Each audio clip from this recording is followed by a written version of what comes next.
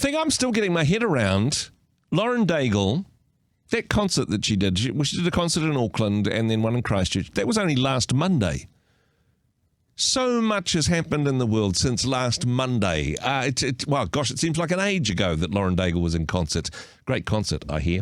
One of the big things that has been, sucking the oxygen out of most rooms has been the US presidential election and the results. Now, I had a conversation on Friday's show where I asked people simply to text through and let me know whether or not they were happy or unhappy. And I got some responses for people saying, well, I was obviously biased for even asking that question.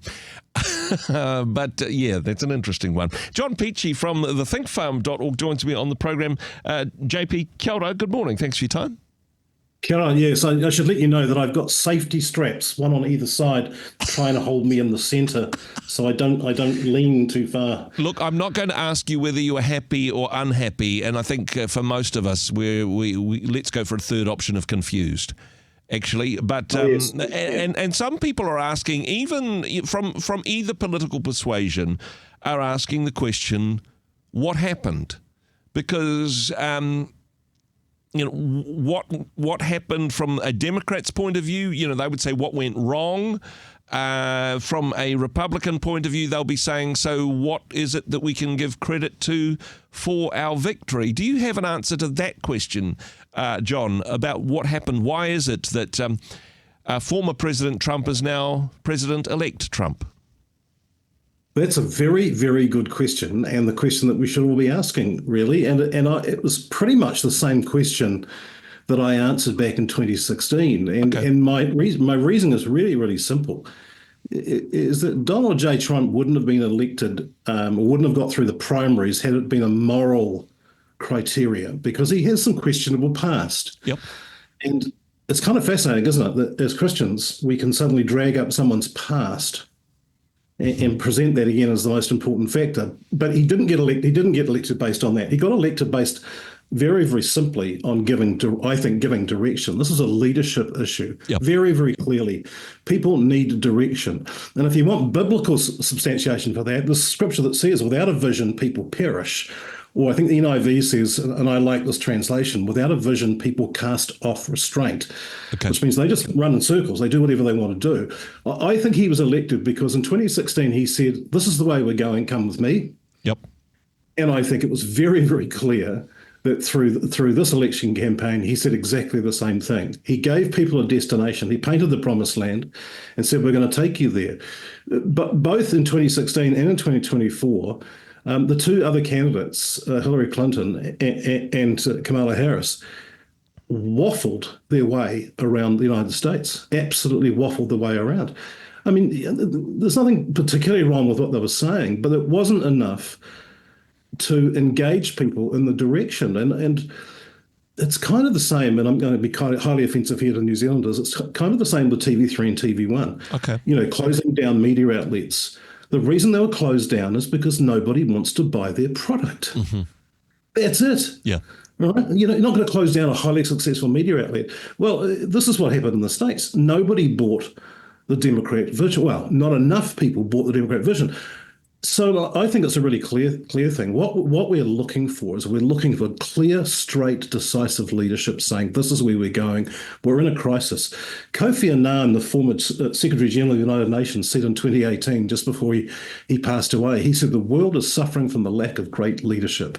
And we've seen that absolutely played out with the wars and all the nonsense which is going on. Yeah. So I don't think it's any different to where it was in 2016. People say, "Where are we going? Give me someone that shows me where we're going," and that's what happened, I believe. I think a part of it as well. Now, there were obviously people who did vote Trump. The people with the red hats. There were people that were absolute fans of everything that he has said or done and believe that he can do no wrong.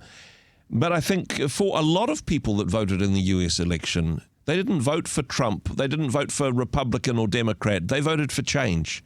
They said, hey, actually, we want things to be different than they are at the moment. We want a future which is better for our children than the situation that we're facing at the moment. They voted for change rather than for red or blue. One of the core tenets of leadership is to bring the future sooner. Yeah. I want a preferred future than what I'm experiencing. And I think I think you're totally right. And one of the absurd things about the messaging from the Democrats was they were telling people that who said we were better off under the Trump administration. They were telling people that they were not better off under the Trump administration. I mean, you and I both know when the food prices or the gas prices or employment was better in this country, and under and when that was.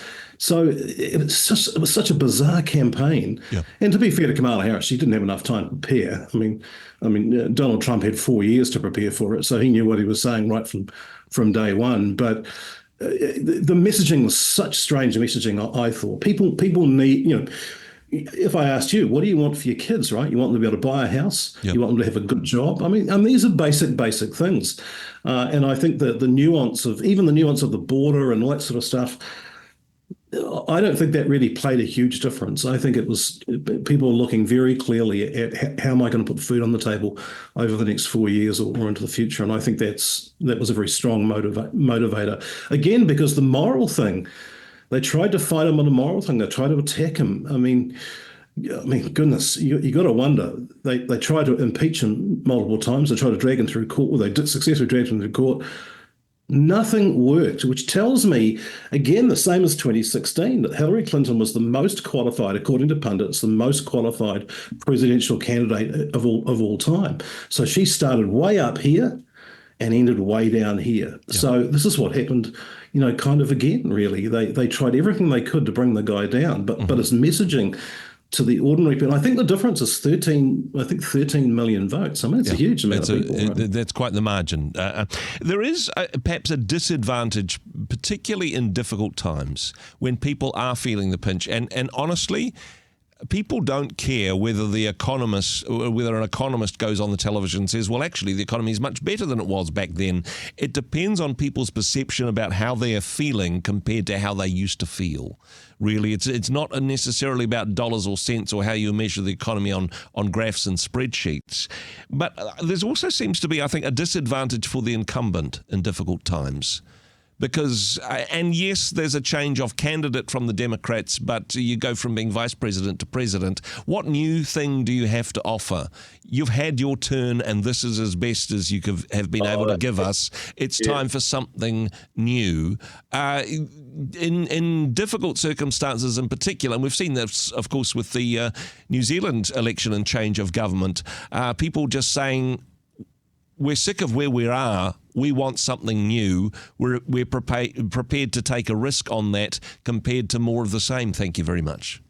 I think, Andrew, one of the important conversations, and you're right, and this is the idea that we give people, and I say give because we give and give and give. The leaders of our governments everywhere across the world, we give them huge amounts of money, of authority, of time, of liberality to do what they say they said they were going to do. Yeah. And there's very, very little accountability. I always make the argument in this country, democracy only occurs once every 3 years on one particular day when you vote. Yeah. After that, the government has complete authority to do whatever the heck they want, as long as they've got a majority in the House, which of course they do here. That's the only way they can get into government. Yeah. So the question is, and I always pose this question when it comes to elections, is I don't really care what you're promising me. The question is, what have you done with what you've been given? Yeah.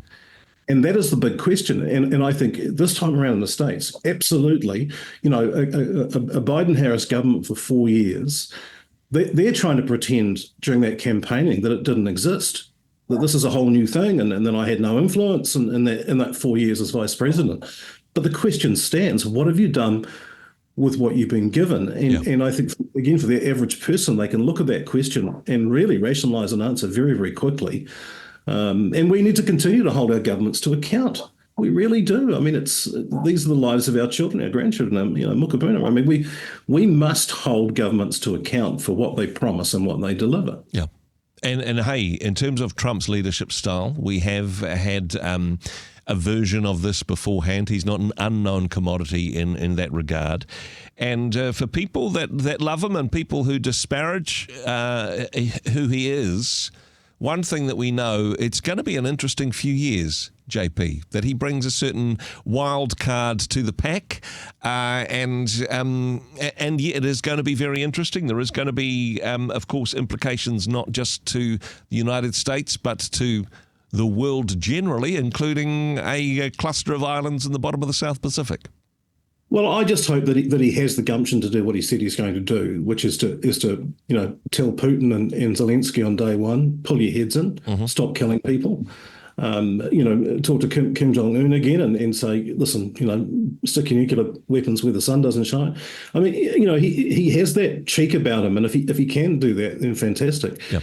But it's you don't want confusion over this. You really don't. I've had Kiwi American friends who were highly confused on voting day because they couldn't find Winston Peters' name on the ballot anywhere, and they knew that he would bridge the gap. But maybe we should export Winnie. Maybe that's what we should do and sort them out. Well, yeah, exactly. Maybe a grand coalition between the Democrats and the Republicans. Vote purple. Emerging. I can't see that happening in yours or my lifetime, JP. There remains, and I think this is the thing to be praying into. Yes, pray for leaders, even those you didn't vote for, but pray for a healing of the societal rift that continues to exist in the United States.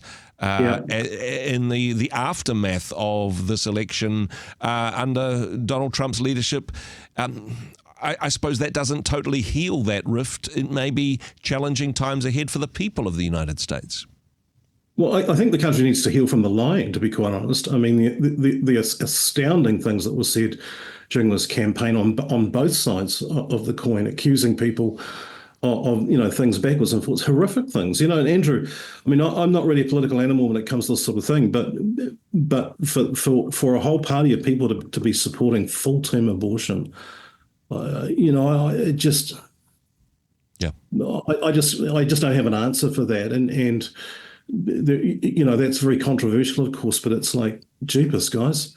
Yeah. I mean, there are some things for me are deal breakers, and that has to be one of them, surely, but we'll see. But healing has to happen, and I think you're right. I think we need to pray for God's best for that nation. I mean, it is a pivotal nation in the world. I mean, it's the world's policeman in a lot of ways, and whether we like that, love it or hate it, it's the reality. And they are the most powerful nation militarily in the world, and we need to pray that they would use that with absolute wisdom and grace and care. So it does affect us down here, absolutely. JP, thank you for your wisdom as always. People can find out more about the good work that you do at thethinkfarm.org or check out the People Mechanics podcast.